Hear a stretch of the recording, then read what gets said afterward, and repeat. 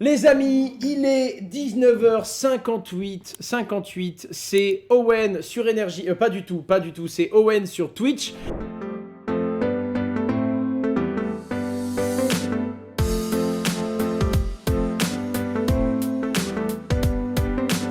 Au niveau du prix des crypto-monnaies, alors c'est toujours mieux quand on rebondissait entre 18 000 et 20 000 $, mais on est toujours, on va dire, dans un point de vue assez fragile, quoi. On est au-dessus de ces 22 500 $, on est sorti un petit peu de cette range entre 22 000 et 18 000, mais on est légèrement au-dessus et globalement, c'est pas encore suffisamment prononcé pour annoncer une nouvelle tendance. Certains disent que le bull run, ça y est, c'est terminé. Je pense que c'est vrai, qu'on est dans une phase plutôt bear market, ça y est, qu'on y est. D'autres disent qu'on va rester longtemps autour de ces 20 000 $. En attendant, on ne sait pas, et ce sera uniquement si on brise les 18 000 $ durablement qu'on va voir le prix des crypto-monnaies s'effondrer encore plus bas pendant longtemps.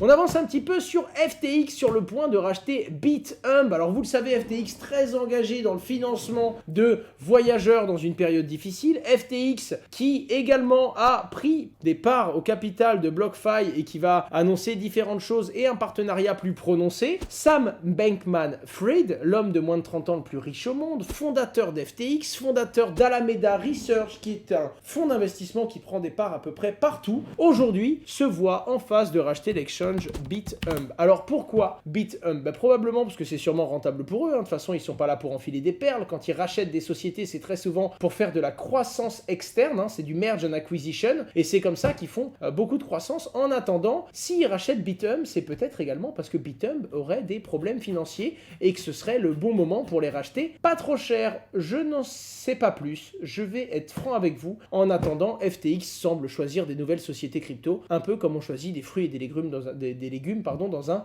centre commercial. FTX propose de rembourser les clients victimes de la faillite de voyageurs digital. Sam Bankman, les clients de voyageurs n'ont pas choisi d'être des investisseurs en faillite détenant des créances non garanties. L'objectif de notre proposition conjointe est de contribuer à établir une meilleure façon de résoudre l'insolvabilité d'une entreprise crypto, d'une façon qui permet aux clients d'obtenir rapidement des liquidités et de récupérer une partie de leurs actifs sans les obliger à spéculer sur les résultats de la faillite et à prendre des risques unilatéraux. Unilatéral dans le sens où c'est l'utilisateur qui prend un risque et pas la boîte elle-même. Alors qu'est-ce que ça veut dire tout ça? Ça veut dire que Sam Bankman arrive encore une fois sur son cheval blanc, se positionne donc en chevalier blanc et va proposer avec Voyageur, je pense, hein, c'est comme ça que je le traduis, que FTX va pouvoir potentiellement racheter des créances clients, certes à perte, hein, donc je vois bien le gars qui il a 50 € sur la plateforme. Pour l'instant, il va avoir des actions de Voyageur pour 50 €, mais il sait pas si ça va valoir 50 € ou moins, donc il est forcé à spéculer. Et je vous dis comme je le sens, hein, j'en sais rien, hein, ça c'est pas la réalité, je spécule. Sam Bankman lui dit, hey, toi là qui a pas envie d'avoir 50 € d'actions sans savoir si tes 50 € vaudront 50 € demain, ce que moi je te propose, c'est de te les acheter tout de suite à 40 €. Certes, tu perds un peu d'argent, hein, tu perds 20% de tes actions, je comprends. Ça te permet à toi d'avoir de la liquidité rapide et ça me permet à moi de devenir actionnaire de Voyageur encore moins cher que prévu, mon ami. Si c'est le cas, je ne sais pas quelles offres vont être faites aux gens qui avaient de l'argent chez Voyageur et Voyageur qui est en faillite, hein, qui a invoqué l'article 11 ou l'article 15 pour se protéger en fait des gens qui les attaquent. Hein. Mais c'est comme ça que je le vois. Ce qui peut être une plutôt bonne nouvelle parce que ça veut dire qu'FTX croit qu'il est rentable de racheter avec une petite décote les dettes d'FTX vis-à-vis de ses utilisateurs au niveau de Voyageur, pardon. Je sais pas, ils en sont où en bourse? Oh bah moi qui m'inquiétais, tout va bien. Ils sont passés de 27,4 $ à 0,16 cents.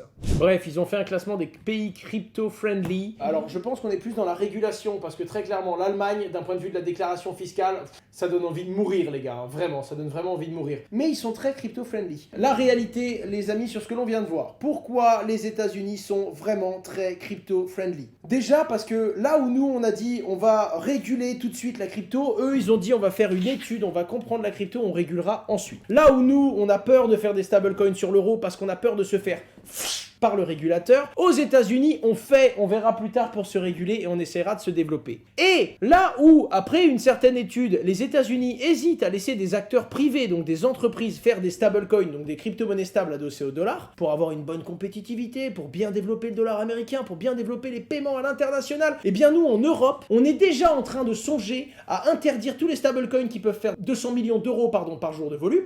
Donc autant dire que tous les gros stablecoins euros, qui pour la petite blague étaient la plupart du temps pourtant à l'international ou n'étaient pas en Europe, eh bien ils ont encore moins envie de venir en Europe. Et là, on est encore en train de resserrer la vis pour dire aux acteurs européens, vous n'avez aucun intérêt à faire un stablecoin euro, laissez les Américains le faire à notre place, laissez les Américains le faire sur des stablecoins dollars, comme ça, on aura le droit de se plaindre et dire, oh mince, tous les stablecoins ne sont pas en euros, on comprend pas pourquoi, on a juste menacé de mort tous les gens qui allaient le faire. Bref, excusez-moi, hein, oui là j'étais un peu dans le show, mais c'est vraiment comme ça que j'ai ressenti l'Union européenne sur cette position, c'est vraiment voilà, les Américains sont en train de prendre une position évidente que l'on avait vu venir, l'Union européenne est en train de prendre une position évidente que l'on avait vu venir, et à la fin, on sera juste là à se dire, oh, on a raté le créneau, c'est bizarre ça, c'est pas comme si on l'avait fait avec Internet. Bref, ils vont créer leur crypto-euro, mais à la sauce gouvernementale, qui sera une crypto-monnaie totalement opaque, dirigée par le gouvernement, et qui sera la meilleure excuse pour pouvoir interdire le cash. Je pense qu'on va dans un monde où on va interdire le cash. Bref, voilà, bon, c'est pas grave les gars, c'est juste un petit peu démoralisant de se rendre compte qu'on sait qu'on va dans le mur, on leur dit qu'il y a un mur, mais ils freinent pas, quoi, ils adorent ça. Les amis, on avance, interdiction des NFT sur Mojang Minecraft. Alors, ça c'est un truc qui m'intéresse bien, parce que la réalité c'est que c'est pas vraiment une interdiction de faire des NFT sur Minecraft, hein, c'est une interdiction pour le moment, il se laisse la porte ouverte à revenir sur la discussion plus tard. Déjà, ce qu'il faut se rappeler, c'est que Minecraft, c'est Mojang, et Mojang, c'est Microsoft. Microsoft qui est en train de se positionner à mort sur le segment du gaming. On le rappelle, il y a peu de temps, ils ont acheté Blizzard Activision. Pour ceux qui connaissent pas, c'est World of Warcraft, Call of Duty. Donc les mecs sont en train de s'acheter la communauté gamer, qui est la communauté de demain, hein, très clairement. Hein. Quand t'apprends à faire tout sur du Word, très très dur de passer ensuite sur du Page, sur du OpenOffice. Les mecs sont très très très costauds, et c'est des bons investissements qu'ils font Microsoft. Enfin déjà, rappelons que Microsoft, on est quand même sur du Gates, hein, donc ça a grosse genèse, très solide, très très grosse structure, l'une des plus grosses entreprises au monde. Qu'est-ce que nous dit Mojang? Donc déjà, est-ce que c'est Microsoft ou Mojang? On n'en sait rien, hein, parce qu'ils sont quand même actionnaires, donc on ne sait pas si c'est la direction elle-même qui donne son avis ou si c'est Microsoft au global. En attendant, ils sont contre les NFT. Pourquoi? La raison principale, c'est que ça apporte une dimension spéculative qui n'est pas forcément souhaitable dans les gamers. Surtout dans une communauté assez jeune comme est la communauté Minecraft, quoique, je rappelle que j'ai quand même fondé le serveur MV Wild, et il y a quand même une grosse communauté de plus de 18 ans qui joue à ce jeu-là, parce que c'est un jeu qui va au-delà du design et du petit jeu vidéo, c'est très créatif et les possibilités sont infinies. J'adore Minecraft, hein, quitte à le poser. En attendant, tout ça pour dire que on est dans une communauté où il y a quand même pas mal de jeunes, donc le fait d'apporter des NFT, ils expliquent que c'est quelque chose de plutôt exclusif, quelque chose, alors que eux ils veulent une communauté très inclusive qui permet aux joueurs de se retrouver et de les avoir tous ensemble. C'est pas un free-to-play, hein, Minecraft, hein, il est payant le jeu, donc il est gentil pour la leçon de morale, mais leur excuse ne me va pas. Par contre, ne pas tomber dans la spéculation, ne pas tomber dans un mode gaming trading, je comprends totalement, je respecte leur position, et franchement elle se défend. Franchement elle se défend, ça fait sens, c'est pas con, en tout cas aujourd'hui. Surtout que rappelons-le, on a Ubisoft qui a voulu lancer des NFT, ils se sont fait déchirer, sans même donner trop de détails sur l'utilité des NFT, par la communauté de gamers qui était totalement contre. On a également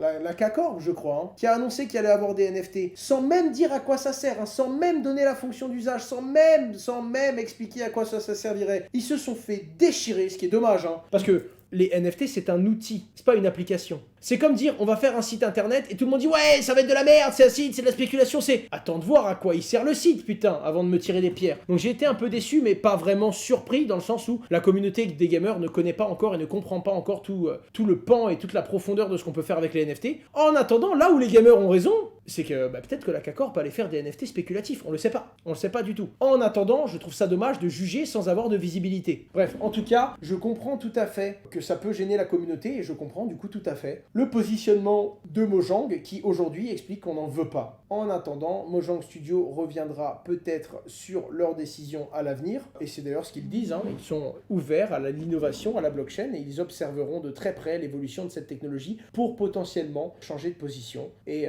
permettre des NFT très bientôt. Les amis, on continue sur l'actualité. Tesla qui vend 75% de ses bitcoins. Bref, j'ai fait un tweet pour rigoler de ça. Elon Musk qui disait être une main de diamant. Bien weak la main de diamant. En attendant, ça n'a pas fait tressaillir le marché. Comme quoi, les annonces ont beaucoup d'impact. Le marketing a un gros effet de levier en bull run quand c'est des annonces positives, mais en mode négatif, ça fait plus trop d'impact et surtout, on est déjà allé au plus bas. Pour beaucoup, le marché peut descendre plus bas. Naturellement, ça a fait baisser les prix parce que c'est quand même Tesla qui a vendu $1 milliard de Bitcoin, enfin 900 millions de dollars. Mais en attendant, de là à dire que c'est une annonce très négative, le marché n'a pas vraiment tressaillé. Hein. Je sais pas quand est-ce qu'ils l'ont annoncé. Ouais, on n'a pas la date. Vraisemblablement exécuté fin juin. Bon, ça va pas aider les cours, hein. C'est sûr que fin juin... Ah, si c'est fin juin, c'est peut-être même pas eux qui ont fait tomber...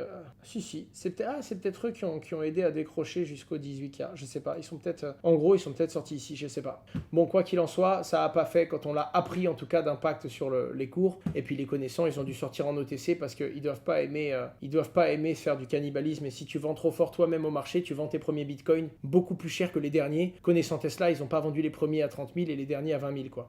J'avance, du coup, les amis, sur la toute dernière chose, le bloc-notes, vous le savez, gratuitement toutes les 2 semaines. Cette fois-ci, c'était avec David Schmidt. Toutes les 2 semaines, on a un bloc-notes qui sort. C'est un petit papier qui est gratuit, qui arrive sur Medium. Si vous n'avez pas Medium, vous pouvez le recevoir gratuitement dans votre boîte mail, juste en remplissant ce formulaire. Ça vous demande votre mail, en gros, hein, c'est pas bien compliqué. Vous le remplissez et vous allez donc recevoir le bloc-notes gratuitement. Sachez que vous êtes 10 000 inscrits sur bloc-notes. Il n'y a que votre adresse email, hein. Vous pouvez mettre votre numéro de téléphone, mais pour l'instant, il n'y a que votre adresse email d'obligatoire. Vous allez le recevoir gratuitement. Et le job, c'est en moins de 5 minutes, d'ailleurs vous le voyez, 4 minutes de lecture, en moins de 5 minutes, on vous donne l'actualité incontournable des 2 dernières semaines. Celsius, sa faillite, l'euro moins que le dollar, bref, tout ce que vous ne deviez pas manquer. On fait ça en partenariat avec quelqu'un de l'écosystème que l'on vous présente, en l'occurrence c'est David qui intègre l'écosystème Polkadot depuis 2020 et on vous parle un petit peu du bonhomme en vous donnant ses réseaux sociaux. Vous avez toutes les sources qu'on a utilisées en dessous et c'est de la sélection d'articles. On vous met que les articles les plus pertinents. Le but c'est vous donner un maximum d'infos pertinentes en un minimum de temps, toutes les 2 semaines. Donc 2 mails par mois seulement. Et d'ailleurs, pour vous dire, il y a presque 10 000 personnes inscrites sur le bloc-notes et on fait 60% d'ouverture sur ce mail. D'ailleurs, c'est beaucoup de travail et ça coûte de l'argent parce qu'il y a le MailChimp derrière et ça ne rapporte rien. C'est possible que de temps en temps, vous voyez une petite